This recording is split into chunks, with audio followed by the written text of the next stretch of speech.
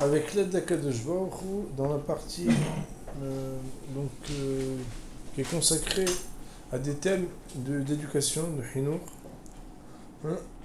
Nous allons parler aujourd'hui du sujet des disputes des parents devant les enfants. Sujet qui paraît être basique, élémentaire, mais en fait on n'en parle pas assez. Et des fois on en parle plus tard, quand il est déjà bien tard.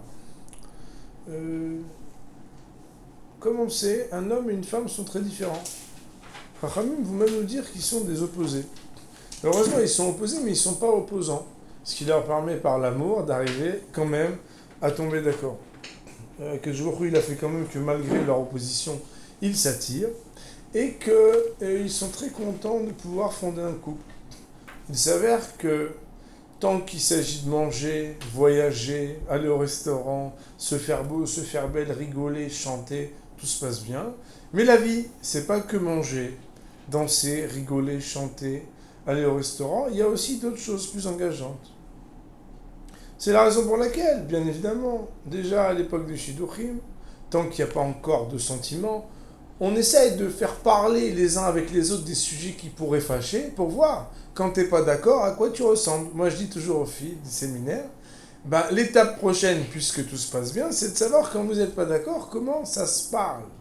Est-ce que ça se parle méchamment? Est-ce que le garçon doit toujours avoir raison et la fille doit dire oui, amen, amen, amen, pardon, amen, ou bien on peut aussi dire qu'on n'est pas d'accord. Et si le garçon par exemple est trop effacé et la fille, alors le garçon dit ah ouais vraiment t'es trop intelligent, ah ouais super, vas-y. Alors finalement la fille elle se dit mais attends je comprends pas, il y a quelque chose qui va pas. Donc ici en réalité on tombe dans la problématique que dans la vie on n'est pas toujours d'accord. Et bien évidemment, ça ne veut pas dire qu'on n'est toujours pas d'accord. On n'est pas toujours d'accord. Alors le chidouche de la vie, c'est que même si on n'est pas toujours d'accord, c'est pas grave.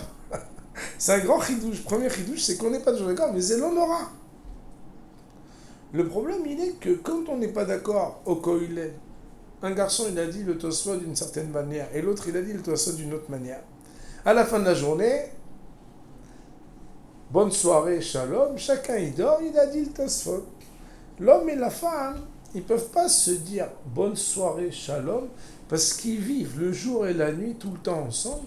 Et c'est pas que pour maintenant, c'est ad vitam aeternam, be'olam hazeh, mais aussi be'olam haba, où un homme et une femme, ils sont liés. D'ailleurs, les enjeux de savoir est-ce que j'aime l'odeur de lavande de cette lessive ou est-ce que je préfère la fraîcheur citron n'est pas un enjeu dramatique, même si pour ceux qui ne supportent pas le citron, ça peut être très désagréable. Mais l'enjeu de savoir quelle obédience et mouvance on va donner à l'éducation de nos enfants, quelle orientation on va donner à un certain style de vie, dans la Torah, dans les mitzvot, dans la tzniut et autres, les enjeux sont bien évidemment très différents. C'est la raison pour laquelle, on va se poser la question, quelles sont les clés, quand on n'est pas d'accord, pour malgré tout garder un équilibre avec les enfants? Alors, comme vous avez très bien dit, tout d'abord, en général, chaque situation, si on l'a préparée, on la vit toujours moins mal que si on ne l'a pas préparée. Ça veut dire qu'il faut aménager du temps pour parler des sujets. Chaque semaine, le papa et la maman, ils doivent parler des sujets qui sont des sujets sur lesquels ils peuvent ne pas être d'accord pour arriver à se comprendre et à arriver à des conclusions ensemble. Pourquoi? Parce que le but, c'est d'arriver à tomber d'accord. Écoutez bien le yesod, c'est qu'au lieu de se faire une dispute, il faut se faire une discussion. Ça veut dire une discussion. Ouais. T'es pas d'accord? Est-ce que t'es en mode dispute ou est-ce que t'es en mode de discute? Ça se dispute ou ça se discute? Le grand yesod, l'idée fondamentale, elle est que quand on est dans la situation imminente et urgente, très facilement, la discute se transforme en dispute. Mais si on est à l'avance, ou bien, comme l'a proposé mademoiselle, très intelligent, on retient sa parole pour que, puisque si je parle maintenant, ça va faire une dispute, je retiens ma parole pour en faire une discussion. alors là, les choses peuvent être très intéressantes. Sauf qu'en général, quand je me retiens, quand je le sors après, des fois, ça peut se transformer en une plus grande dispute. Parce que non seulement j'avais des choses à dire, mais en plus, je ne les ai pas encore dites. Alors là, la porte se ferme. Tu crois, t'as pas compris, inadmissible, etc. C'est la raison pour laquelle, normalement, dans la vie, les quatriles là, on se prépare avant. Exemple, la belle-mère va arriver. Elle est extraordinaire, la belle-mère. Mais elle adore gâter les petits-enfants. Après tout, quand vous serez grand-mère, vous verrez à quoi vous ressemblerez. Vous avez votre petite retraite, vous avez le temps de faire des achats, et vous aimez donner des friandises aux enfants. Sauf que pour les amener chez le dentiste, c'est pas toujours la grand-mère qui s'en occupe. Et quand il faut leur brosser les dents, le matin et le soir, et vérifier les caries, c'est pas toujours les grand-mères qui s'en occupent. Et quand la petite, le pédiatre lui dit, mais elle a pris du poids, qu'est-ce qui se passe? Oui, ils ont passé 2 semaines chez la grand-mère. Alors c'est pas toujours elle qui va s'occuper après, lui faire un petit régime intelligent. La belle-mère va arriver. N'attendez pas qu'elle passe le seuil de la porte pour dire bonjour, ça va? Chérie, il faut que je te parle tout de suite. Hazou shalom. On parle avant que les problèmes ils arrivent. Pour essayer, au lieu d'en faire une dispute, d'en faire une discute. Ça, c'est le premier yesod. Alors, tout simplement, quand on a un sujet où on n'est pas d'accord, eh bien, il faut savoir que le but, c'est de tomber d'accord. Et le but, c'est pas d'être tzodek, c'est d'être sadique. Donc, tomber d'accord et rester tzaddik. Ouais, essayez, ça veut dire quoi tomber d'accord? Je suis pas d'accord, je peux faire semblant. C'est vrai. Mais si le but, c'est de tomber d'accord, c'est qu'en fait, le plus important pour toi, c'est quoi? C'est qu'il y a un shalom. Si le but, c'est d'arriver au shalom, et c'est ça ton but dans la discussion, c'est sûr que tu réussiras. Pourquoi? Parce qu'Hachem, il va t'aider. Si ton but dans la discussion, c'est d'avoir le shalom, tu vas être aidé, Akadosh Baruch Hu, il va t'aider. Si des deux côtés, on veut faire le shalom, il n'y a pas de she'ela. Seulement, il y a un tnaï, c'est de rester tzaddik. Ça veut dire quoi? Écoutez bien. On doit partir du principe que l'autre n'est pas mon adversaire, qui veut me vaincre et me gagner. Il n'est pas stratégiquement là pour faire celui qui veut manipuler et obtenir gain de cause quoi qu'il arrive. C'est faux. Pas du tout. L'autre, il a une réflexion, une intelligence, une sensibilité. C'est vous qui l'avez choisi, c'est votre mari, c'est votre épouse. C'est une personne de qualité, vertueuse et réfléchie, intelligente et posée. Seulement, sur ce sujet-là, il a des opinions différentes. Eh bien, comme dans les Havruta, la Gemara nous dit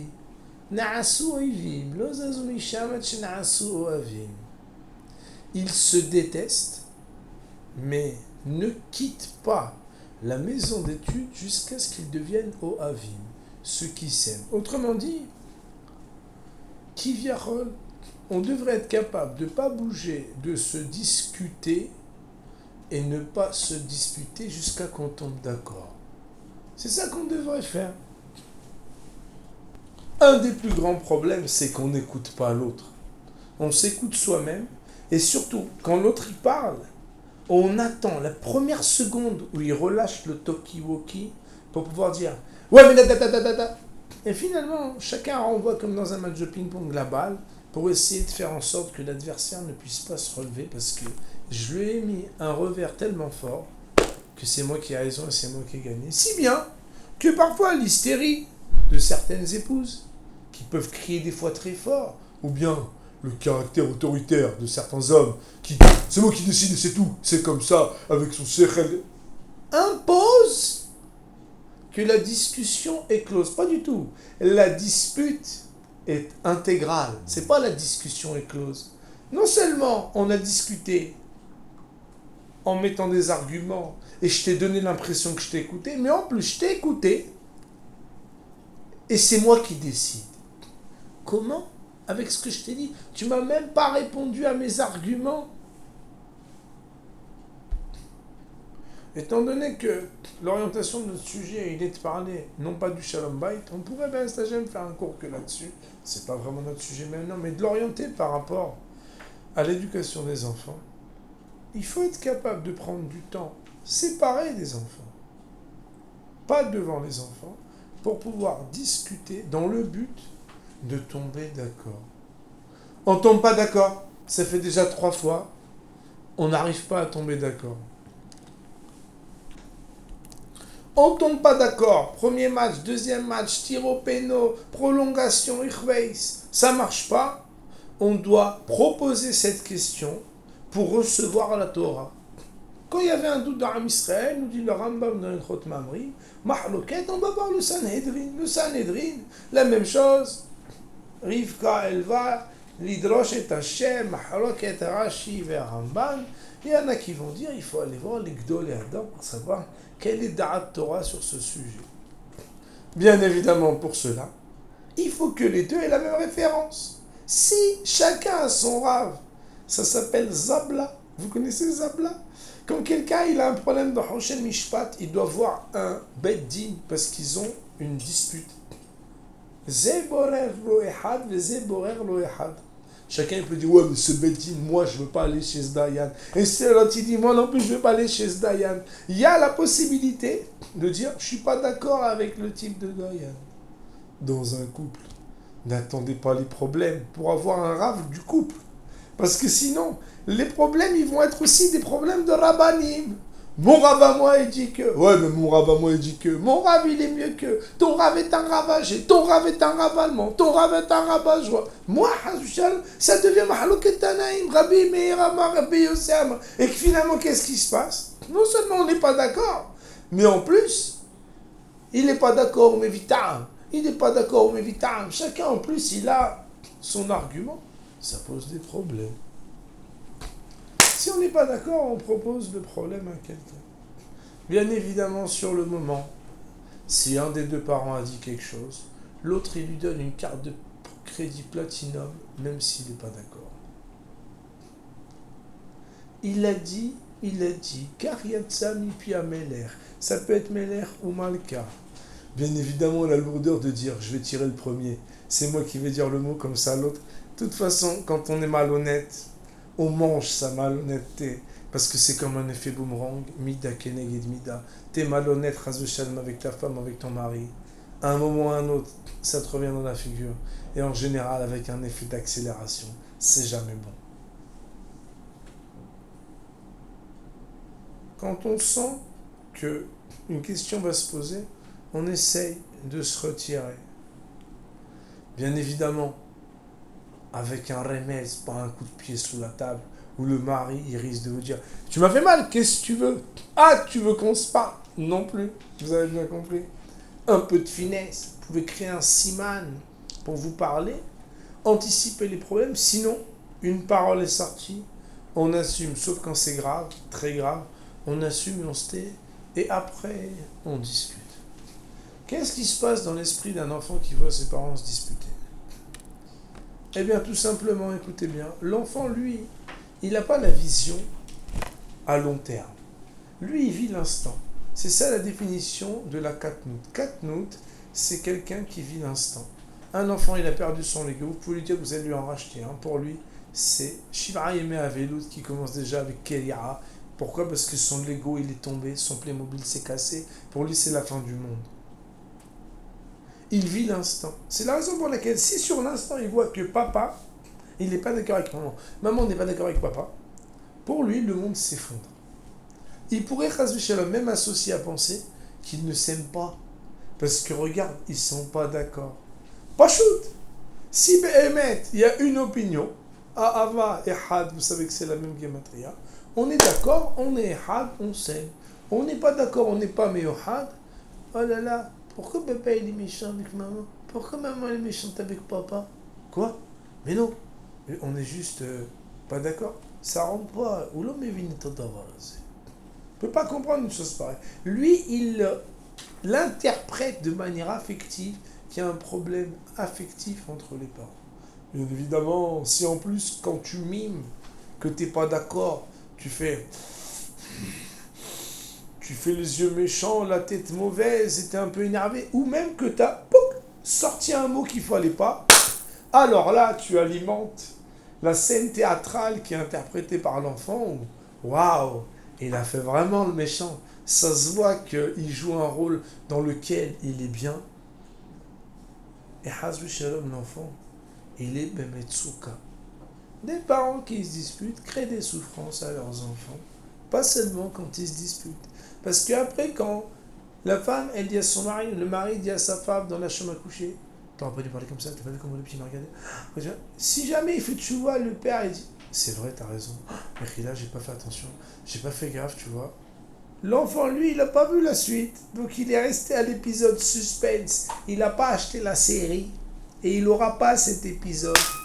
Il est cuit, le gars. Il va penser à Hazmi Shalom qu'ils sont restés sur la dispute et ils ne se sont pas arrangés. C'est la raison pour laquelle on doit faire très attention à éviter le maximum de se disputer devant les enfants. Ah, mais on n'est pas toujours d'accord. Si tu es vraiment quelqu'un de fort, tu dois être capable de parler quand tu n'es pas d'accord, avec la considération de l'opinion de l'autre, comme si c'était ta propre opinion. Comme c'est pas donné à tout le monde et c'est un sport qui demande un grand entraînement. S'entraîner, faites-le d'abord seul. Vous savez comment les gens y font?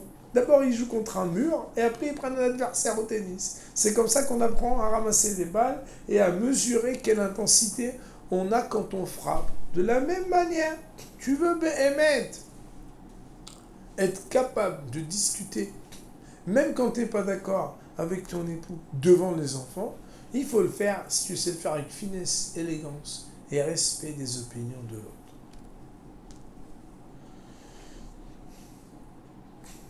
On n'est pas encore tombé d'accord et il faut prendre une décision. À partir du moment où l'enjeu n'est pas dramatique, il n'y a rien de grave. Il faut être capable d'être mévater. Mévater, ça veut dire quoi? Ça veut dire être capable d'être conciliant. Je sais que j'ai raison. J'ai exprimé mes opinions. Mais en face, j'ai un mur. Impossible d'expliquer. Nous disent nos Chachamim, personne ne perd à être conciliant. Bien évidemment, il ne faut pas être conciliant idiot. Il faut être conciliant pour se dire que s'il y a une rigidité chez l'autre à propos de ce sujet, c'est qu'il n'a pas encore la sensibilité de comprendre la profondeur de mon opinion et ce que moi j'ai compris du sujet. C'est la raison pour laquelle il faut être capable de dire « Ok, on va le faire aujourd'hui. » Et après, on en parle. L'autre a vu que tu es capable de prendre sur toi, même si tu n'es pas d'accord. Et après, on en parle. Seulement quand on le fait, être mévater, il faut le faire belev shalem. Parce que si jamais tu as renoncé et qu'après tu vas le dire, et en plus j'avais pas envie, je l'ai fait quand même, finalement en fait tu n'as rien fait de bien. Pourquoi? Parce que c'est pire que si tu n'avais pas été mévater. Tu n'es pas mévater, tu lui dis je veux pas, au moins tu es intègre, et tu fais la tête, mais tu l'as fait tout de suite. Si quelqu'un dit je suis mévater et après pendant 2 ans il dit et depuis la première fois j'étais mévater et j'aurais pas dû, etc. Finalement qu'est-ce que tu as fait? Quand tu acceptes d'être conciliant, tu le fais avec le sourire et tu ne regretteras jamais, tu jures fidélité à la cohérence de ne pas revenir sur ce que tu as fait.